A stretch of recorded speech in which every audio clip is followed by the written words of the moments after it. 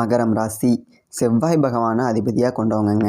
ரொம்ப கோவக்காரங்களாக இருப்பாங்க போல். ஆனாலும் நமக்கு ஒரு விஷயம் அப்படி சொல்லிட்டு இவங்கள்ட்ட கொடுத்துட்டோம்னு வச்சுக்கோங்களேன், அந்த விஷயத்தை பொறுப்பாக எடுத்து துணிச்சலாக செயல்பட்டு அந்த விஷயத்தை முடிக்கக்கூடிய தன்மை அப்படிங்கிறது இந்த மகரம் ராசிக்காரவங்கள்ட்ட ரொம்ப அதிகமாகவே இருக்குங்க. அதை மட்டும் தாண்டி முன்கோபக்காரவங்க, முரட்டுத்தனமானவங்க அப்படின்னு சொல்லிட்டு மற்றவங்க சொன்னாலும் யாரையும் எடுத்தெறிஞ்சு பேச மாட்டாங்க. அதுவும் இல்லாமல் அவ்வளோ சீக்கிரம் கோவப்படவும் மாட்டாங்க. பல இடங்களில் ரொம்ப தனித்து நிற்பாங்க. மற்றவங்களால் தனிமைப்படுத்தப்பட்டிருப்பாங்க. அந்த ஒரு தனிமை உணர்வு அப்படிங்கிறதுனாலே பாதிக்கப்பட்டதுனால தான் இவங்க ஒரு வேளை அப்படி நடந்துக்கலாங்க. இதை தாண்டி இவங்க ஒருத்தவங்க மேலே பாசம் வச்சுட்டாங்கன்னு வச்சுக்கோங்களேன், மொத்த பாசத்தையும் அந்த ஒத்த ஆள் மேலே வச்சு அவங்க முழுசாக நம்பக்கூடிய ஒரு ஆளாக இருக்கக்கூடியவங்க தான் இந்த மகரம் ராசிக்காரவங்க. இப்பேற்பட்ட இந்த மகரம் ராசிக்காரவங்களுக்கு வரக்கூடிய 2025 பங்குனி மாத பலன்கள் எப்படி இருக்கும் அப்படிங்கிறத பற்றி தாங்க இந்த ஒரு வீடியோவில் தெளிவாகவும் விளக்கமாகவும் பார்க்க போகிறோம். இன்னொரு முக்கியமான விஷயம், தனிப்பட்ட முறையில் ஜாதகம் பார்க்க இந்த வாரத்துக்கான அப்பாயின்மெண்ட் ஃபிக்ஸ் பண்ண சொல்லி நிறைய பேர் கேட்டிருந்தீங்க. நாம் கண்டினியூவாக இப்போலாம் வீடியோவில் கொடுத்துட்டு தாங்க இருக்கோம். இப்போது ரூபாய் 199க்கு தெளிவாகவும் விளக்கமாகவும் நம்ம ஜாதகம் பார்த்து தரோங்க. அதுவும் இந்த ஒரு மாதம் மட்டுங்க. அது மட்டும் இல்லாமல் தாழ்மையான வேண்டுகோள், இந்த நம்பருக்கு ஃபோன் கால் எதுவும் பண்ண வேணாங்க. ஜஸ்ட்டு உங்கள் வாட்ஸ்அப்பில் இருந்து மெசேஜ் அனுப்புனாலே போதும்.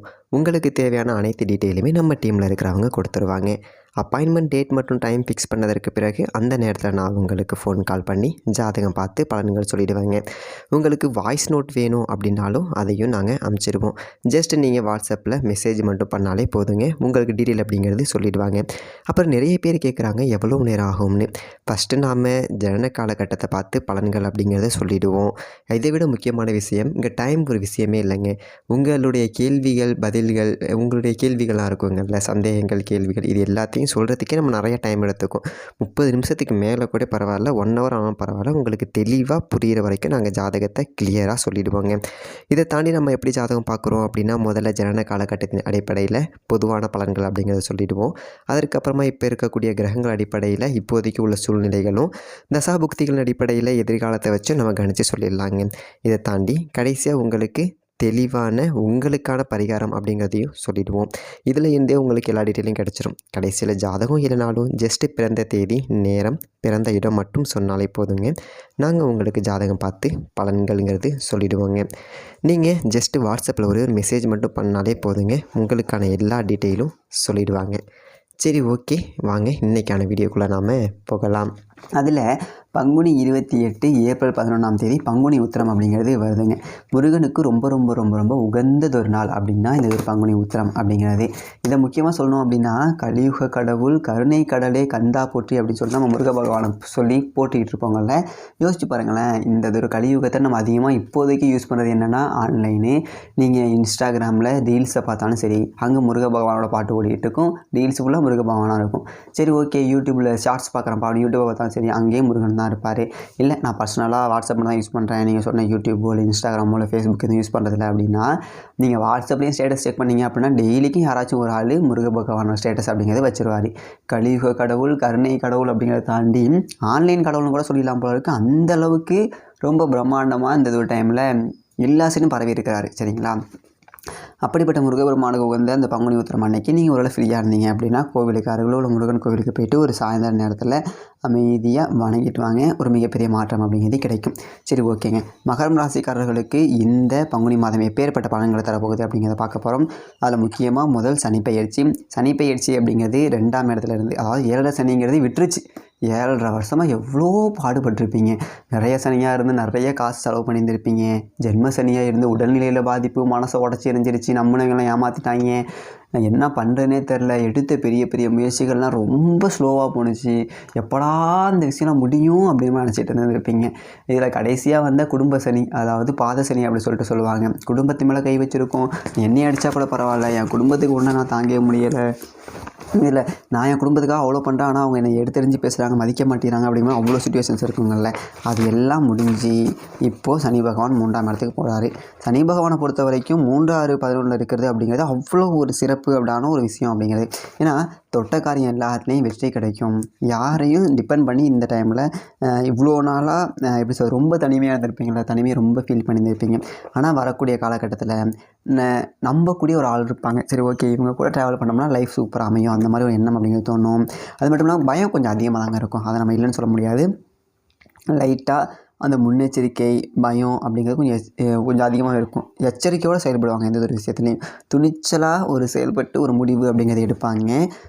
இன்னொன்று என்ன அப்படின்னா கூட பிறந்தவங்க கூட மட்டும் சின்ன சின்ன பிரச்சனை அப்படிங்கிறது இருக்கும். அக்கா தங்கச்சி இல்லை அண்ணன் அவங்க கூட ஒரு சின்ன ஒரு பிரச்சனை அப்படிங்கிறது இருக்க வாய்ப்புகள் அப்படிங்கிறது இருக்குது.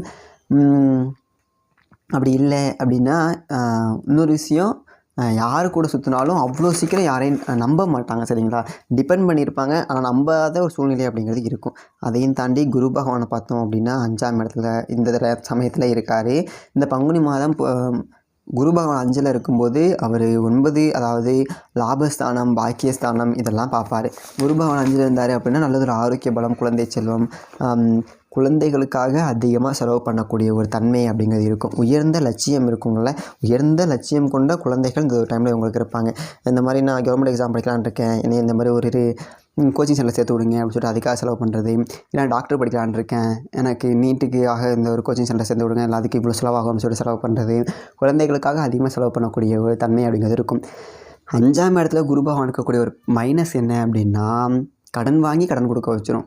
ஆக்சுவலாக அந்த கடனில் நீங்கள் டிபெண்டே ஆகிருக்க மாட்டீங்க. அந்த கடன் உங்களுக்காக வாங்கியிருக்க மாட்டீங்க. இன்னும் உங்கள் ஃப்ரெண்டு கேட்டாங்கன்னு சொல்லிட்டு இன்னொருத்தவங்கள்ட்ட வாங்கி கொடுத்துருப்பீங்க. அவங்க கட்டாமல் போயிட்டாங்க, நீங்கள் லாக் ஆகிடுவீங்க. ஏன்னா குரு பகவான் அப்படிங்கிறவர் கொஞ்சம் அப்பாவியான கிரகம். சரிங்களா? அவர்கிட்ட கௌரவம், புகழ், அந்தஸ்து எல்லாமே தான் கொஞ்சம் அப்பாவியாக இருப்பார்.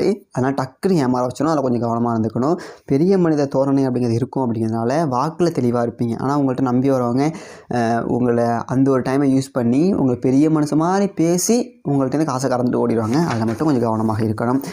அதே மாதிரி ராகு பகவான் கேது பகவானோட இருக்கையை பார்த்தோம் அப்படின்னா, ராகு பகவான் 3ஆம் இடத்துல தனிச்சு இருப்பார். அது உபஜயஸ்தானம்னு சொல்லுவாங்க. தைரியமாக துணிச்சலான முடிவுகள் எடுக்கிறதா இருக்கட்டும், ஒரு விஷயத்தை பெருசாக பண்ணுறதா இருக்கட்டும், எல்லாராலும் சின்னதாக முடியுது அப்படின்னா பிரம்மாண்டமாக பண்ணணும்ப்பா அப்படின்னு சொல்லிட்டு பிரம்மாண்டமாக யோசிக்கக்கூடிய ஒரு தன்மை, இது எல்லாமே இந்த பங்குனி மாதத்தில் இருக்கும். அங்கே இந்த ராகு பகவானோட மைனஸ் என்ன அப்படின்னா, பங்குனி மாதத்தில் வதந்தியை பரப்பிடுவாங்க பொசுக்குன்ட்டு. இல்லை ஏதாவது ஒரு வதந்தியை முழுசாக நம்பிடுவாங்க. இந்த மாதிரி பக்கத்தில் உள்ள சினிமா ஷூட்டிங் நடக்குதான், அங்கே வந்து சூப்பர் ஸ்டாரே வந்திருக்காராம் அப்படின்னு, ஐயோ சூப்பர் ஸ்டாரா அப்படின்னு சொல்லி கிளம்பி போயிடுவாங்க. அப்படி ஒரு விஷயம் உண்மையா பொய்யா அப்படின்னு சொல்லிட்டு அனலைஸே பண்ண மாட்டாங்க. அதனால் எந்தெந்த விஷயமா இருந்தாலும் உண்மையாக பொய்யான்னு சொல்லிட்டு பார்த்துக்கோங்க. அதை தாண்டி அரசியல் சம்மந்தமாக ஏதாவது வதந்திகள் இருந்துச்சு அப்படின்னா நீங்கள் இப்படி சரசாக ஷேர் பண்ணாதீங்க. அது பிரச்சனை ஏற்படுத்தக்கூடிய வகையில் இருக்கும். அதனால் எந்த ஒரு விஷயமா இருந்தாலும் அது உண்மையான தகவலா அப்படின்னு சொல்லிட்டு தெரிஞ்சால் மட்டும் பண்ணுங்கள். அதே மாதிரி அதீத துணிச்சல், தைரியம் அப்படிங்கிறது இருக்கும். அது ரொம்ப ரொம்ப ப்ளஸ் தான். ஓகேங்களா? துணிச்சல், தைரியம் இருக்குது அப்படின்னாலே நீங்கள் எடுக்கக்கூடிய முயற்சிகளில் மேக்ஸிமம் வெற்றி அப்படிங்கிறது கிடச்சிடும். அதே மாதிரி மோட்சக்காரகன் கேது பகவானை பார்த்தோம் அப்படின்னா பாக்கியஸ்தானத்தில் இருக்கிறாரு. ஸோ அது கொஞ்சம் சிறப்பு அற்ற ஒரு தன்மை தான். அப்பா வகையில் நமக்கு ஆதரவு அப்படிங்கிறது கிடைக்காது. அப்பா கூட சின்ன சின்ன கருத்து வேறுபாடு அப்படிங்கிறது இந்த ஒரு பங்குனி மாதத்தில் இருக்க வாய்ப்புகள் இருக்குது. ஸோ எடுத்தெறிஞ்சு பேசாதீங்க. என்ன சொன்னாலும் அப்பா நம்ம நல்லது தான் சொல்லுவாங்க அப்படிங்கிற அமைதியாக போயிருங்க. சரிங்களா? இன்னொன்று, அதிர்ஷ்டம் அப்படிங்கிற விஷயத்தை அனுபவிக்க முடியாது. உங்களுக்கு தெரியும் இது நமக்கான அதிர்ஷ்டம்டா அப்படின்னு சொல்லிட்டு, இந்த அளவு அந்த அதிர்ஷ்டத்தை அனுபவிக்க முடியாமல் தள்ளி போயிட்டே இருக்கும். நீண்ட தூரம் அலைஞ்சு திரிய மாதிரி ஒரு போக்கு அப்படிங்கிறது காணப்படும். இல்லை அப்படின்னா வெளிநாட்டிலே தங்கக்கூடிய வெளிநாட்டில் இருக்கீங்க அப்படின்னா எப்படா பூர்வீகத்துக்கு போவோம், ஊருக்கு போவோம் அப்படின்னு சொல்லிட்டு நீங்கள் யோசித்தாலும் வெளிநாட்டிலே தங்கி அங்கேயே வாழ்க்கை நடத்துகிற மாதிரி சூழ்நிலை அப்படிங்கிறது ஏற்பட்டுரும். அதாவது பூர்வீகத்துலேருந்து ரொம்ப தூரமாக இருக்கக்கூடிய ஒரு தன்மை. அதை தாண்டி மன அமைதியை ரொம்ப ரொம்ப ரொம்ப ரொம்ப தேட வச்சுக்கிட்டே இருப்பார். அதே மாதிரி தொடைப்பகுதி இருக்குங்கள்ல, அந்த இடத்துல நம்ம கவனமாக இருக்கணும். தொடைப்பகுதி, கால் பகுதியில் பிரச்சனை ஏற்படுவதற்கான ஒரு வாய்ப்பு அப்படிங்கிறனாலும் இந்த ஒரு பங்குனி மாதம் நம்ம ரொம்ப அதிகமாக நடக்கிறது, ரொம்ப அதிகமாக ஸ்ட்ரெயின் போடுறது, அந்த மாதிரி விஷயம்லாம் பண்ணவே கூடாது. அடுத்ததாக பார்த்தோம் அப்படின்னா செவ்வாய் பகவான் 7ஆம் இடத்துல இருக்கிறார். 7ஆம் இடம் அப்படிங்கிறது களத்திர ஸ்தானம். அது கொஞ்சம் பிரச்சனைக்குரிய இடம் கூட. களத்திரம் என்ன, கணவன் மனைவி ஸ்தானம் அல்லது கூட்டாளிகள் ஸ்தானம். அது கொஞ்சம் பங்காளி இருக்காங்க, இல்லை வாழ்க்கை துணை இருக்காங்க அப்படின்னா அவங்க கூட பிரச்சனை அப்படிங்கிறது ஏற்படுத்தும். ஒரு மாதிரி ஒரு ஏமாற்றத்தை ஏற்படுத்தும். வாழ்க்கை துணை விஷயத்தில் ஏமாற்றமாக இருக்கட்டும், நம்ப முடியாத ஒரு தன்மை அப்படிங்கிறது ஏமாத்துறதுக்கும் கொடுக்கறதுக்கும் வாய்ப்புகள் அப்படிங்கிறது இருக்குது. அதே மாதிரி யாரோட பார்வை இருக்காது பார்க்கணும். குருவோட பார்வை அந்த மாதிரி தான் பார்வை இருக்குன்னு பார்த்தாலும் அதுவும் நமக்கு கிடையாது. அப்படிங்கிறதுனால சனியோடைய சேர்க்கை கொஞ்சம் மோசமான சிச்சுவேஷன்ஸ் அப்படிங்கிறது தான் இருக்குது. 7ஆம் இடத்துல இந்த மாதிரி செவ்வாய் பகவான் இருக்கிறதுனால உடல் விஷயத்துலையும் வாழ்க்கை துணை விஷயத்துலையும் கொஞ்சம் கவனமாக இருக்கணும். அது ரொம்ப கஷ்டப்படுத்துகிற மாதிரி சிச்சுவேஷன்ஸ் அப்படிங்கிறது இருக்கும். அதை தாண்டி சூரியன், புதன், சுக்கிரன் 3 பேருமே சேம் 3ஆம் இடமான உபஜயஸ்தானத்தில் இருக்கிறாங்க. ஸோ சுக்கரன் 3ல் இருக்கார் அப்படின்னா தைரிய வீரியம் அப்படிங்கிறது இருக்கும். குருட்டு துணிச்சல் அப்படிங்கிறது இருக்கும். எப்படின்னா இப்போது டக்குன்னு இவங்களுக்கு ஒரு பொண்ணை பிடிச்சிருக்கு அப்படின்னா இவங்க போய் ஆடா பார்த்துக்கலாம்டா போய் லெட்டரை கொடுத்துக்கலாம் அப்படின்னு சொல்லிட்டு கொடுப்பாங்க. அதுக்கப்புறம் பார்த்தா அந்த பொண்ணு நீ யாருனே தெரியாது அந்த மாதிரி 5 வருஷமாக உங்கள் பின்னாடி தாங்க சுற்றிட்டு இருந்தேன் அப்படின்னு சொல்லிட்டு சொல்லுவாங்க. 5 வருஷமாக பின்னாடி சுற்றிட்டு இருந்தேன் எனக்கு எப்படிங்க தெரியும், நான் முன்னாடியில் போயிட்டுருக்கேன், குடிஞ்சத்தனம் மெம்பராகவும் போயிட்டுருக்கேன் அந்த மாதிரி சொல்லிடுவாங்க. ஸோ எந்த ஒரு பயனுமே இல்லாமல் போயிடும். ஸோ குருட்டு துணிச்சல் அப்படிங்கிறது வேணாம். அதே மாதிரி இளைய சகோதர உறவு அப்படிங்கிறது பாதிக்கப்பட்டுரும். உங்கள் கூட உங்களுக்கு சின்ன வயசுக்காரங்க யாராவது இருந்தாங்க அப்படின்னா அவங்க கூட கொஞ்சம் முரண்பாடான கருத்து என்னென்னா கொஞ்சம் இந்த மாதிரி அடல்ட் சம்மந்தமான எண்ணங்கள் அப்போ கொஞ்சம் அதிகமாக இருக்கும். அந்த விஷயத்தில் கொஞ்சம் கவனமாக இருக்கணும். ஏன்னா அந்த எண்ணங்கள் தோணுச்சு அப்படின்னாலே அது மைண்டை டம்ப் பண்ணிடும். டொப்பமைன் அதிகமானுச்சு அப்படின்னாலே அதுக்கப்புறம் எதையுமே யோசிக்க முடியாது. அந்த மாதிரி சுச்சுவேஷன்ஸ் ஏற்படுத்திடும். ஸோ அந்த மாதிரியான விஷயங்கள் கொஞ்சம் கவனமாக இருக்கணும். அதே மாதிரி புதன் பகவான் 3ஆம் இடத்துல இருக்கிறதும் பெரிய சாதகமான ஒரு நிலை அப்படின்னு சொல்லிட்டு இது பண்ண முடியாது.